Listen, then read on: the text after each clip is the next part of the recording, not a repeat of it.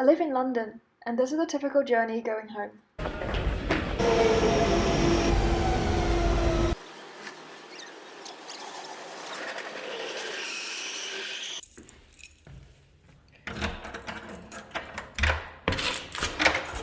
Tranquility. But you're immediately reminded of the fact that you live in London. It's narrow, maybe 2 steps from the front door, and directly opposite the main bathroom. After all that, I decided this was the best angle to film the intro from. Unfortunately, the light that I was using to illuminate this space is now broken. I've done a few things to try and make this awkward space into more like an entranceway. I've added a shoe bench, decorations, a simple coat rack. But I've always felt like we can do more to this space. A few weeks ago, it was the first time of anyone visit us because of the lockdown. And when he came in, he walked around and stopped at that spot, which I understand why, but not where I want him to stop. So from then on, I realised I had to make this space more intentional. What I want for this space is, when you come in, it grabs your attention, makes you want to stay for a while, sit down here, takes your shoes off, maybe something up there to put your keys, mask, phone, etc. before you then step in and walk into the rest of the house. So here's what I'm going to do. A few weeks back, I was in a hardware store and I came across to this counter paint section and I spotted this guy. As you see, I'm not much of a colour person, but this was £8 and 4.6 litres, so I had to go back for this guy. And honestly, it's quite a nice colour, and definitely the best colour out of this counter paint section, by far. So here is tip number 1 for doing an accent wall on a budget. Use discounted paint. You can sometimes find really good paint at a massive discount, and this is why. One is, the customer requested a specific paint colour but never picked it up. Another one could be, they just make the wrong colour so they can't sell it on. Let me know if you've ever bought discounted paint and where's your favourite place to get them. Just so this space is not completely dominated by this one colour, I've also pulled some leftover paint from the kitchen, which is black. To really tie the space together, I wanted something a little bit brighter. So I've gone with some shade of yellow, hopefully to add a splash of colour to the walls. Now I have done a couple of mock-ups, but colours tend to look different depending on the space and the lighting you're in, so my plan is just to start painting and then see what it looks like. Hopefully it works out. Given that this bluey green, greeny blue colour is the biggest tin of paint that I have out of all the paint, so it should be no big surprise that this is going to be the main colour of the entryway. As you can see, the paint is actually quite thick. I think this is because this is the trade paint. Now, I think one option is to thin it down, but I don't have experience doing that, so I just used it as is. Here we go. Did I mention that I've only ever painted walls once in my life, ever? So I was quite nervous here. Here's me trying to cut in. Let's just say I sucked at it, completely overestimated my own abilities with a paintbrush. So using tape to get a clean edge until I get good at this. I want to come back and talk about why and how I'm using a paintbrush for the entire wall, but I actually did the yellow accent first, so let's talk about that. Although logically, it might seem to make sense to do the base colour of the wall first, in this case the greeny blue colour, and then add the accent colours on top, in this case yellow.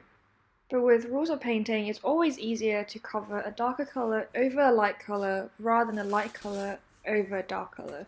So in this case, I wanted to do the lightest colour first, which is yellow, before I do the dark green colour. And the theory is I should be able to get much cleaner edges with the dark colour going last. I didn't have exact measurements of where I want my accent to be, but here's tip number 2. I marked where each of the existing things are in my space, so I knew the exact placements of each of them on the wall. So when it came to deciding how I should do my accents where on the wall, I could use this visual reference to then see how the whole space would come together. So I basically just wanted a thick line down the side of the wall. And I figured the easiest way to get a straight line is to dangle some tape and let gravity do the work. If you know a better way, let me know in the comment down below. Ready for tip number 3? Use paint samples. This is particularly useful if you're only going to need a small amount of paint. This 250ml pot only cost me £4.99, and I've barely even used a third of it. It's been a long time looking at these colour charts, but remember, you'll never get the exact colour that you see. Luckily, the colour that I got is brighter and fresher than what I thought it'd be, and I love it. There's really not much to say here about the painting other than don't try and be fancy like me and do 45-degree strokes. Just do an up and down motion to get the most neat and tidy finish.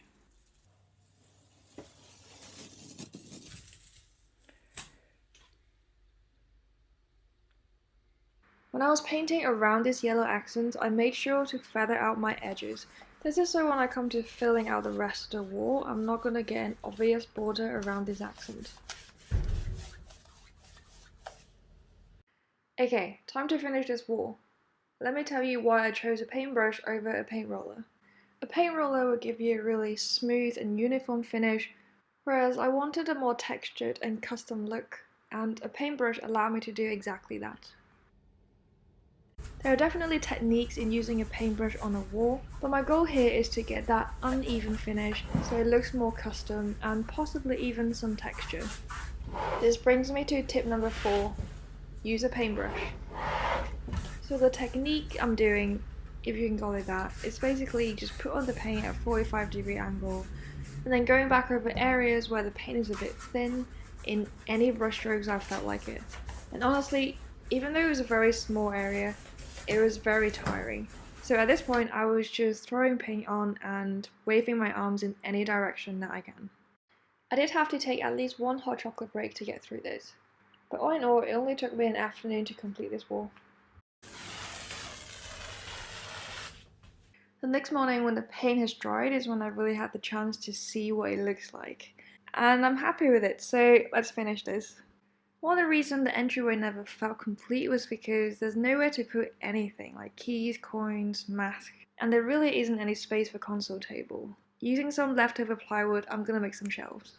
That big piece of plywood in the front is what's left over from the desk. If you haven't seen it, go check it out. I used pocket holes to install these floating shelves. Because these won't be holding anything heavy, with some drywall anchors,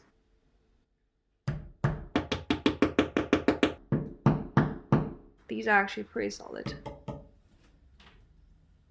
The wooden dowel I have on hand is too big to fill the hole, so I'm using the covers instead, but I can always replace them in the future.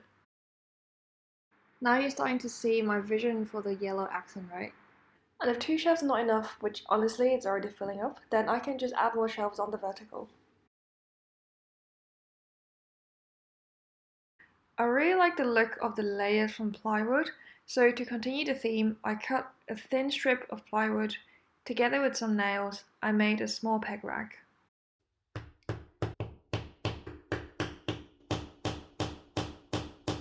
This will hold even less weight than the floating shelves, and I've actually rounded off drywall anchors at this point, so I just screw straight into the drywall. I drilled a small pilot hole and hand screw it in. This is so I get a proper bite and don't destroy the drywall. Time to put everything back together. And here comes my last and final tip.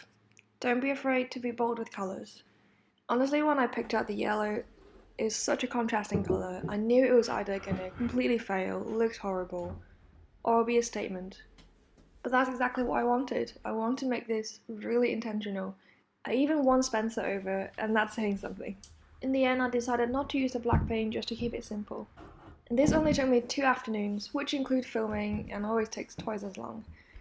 All it took was £11 worth of paint, leftover plywood, a couple of drywall anchors, and 4 nails. Honestly, having never been a colour person, this turned out so much better than I thought it'd be, and this is now my view when I get home. It's taken us a couple of days just to get used to using this area, rather than running around like headless chicken trying to find our stuff everywhere before we leave the house.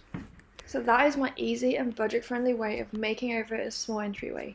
Even the physical space isn't bigger, it at least brings a smile to my face every time I leave the house or come back and use these cute little shelves and pegs. If you watched this far, thank you for watching, and if you liked the video, please comment and like, and I'll see you next time.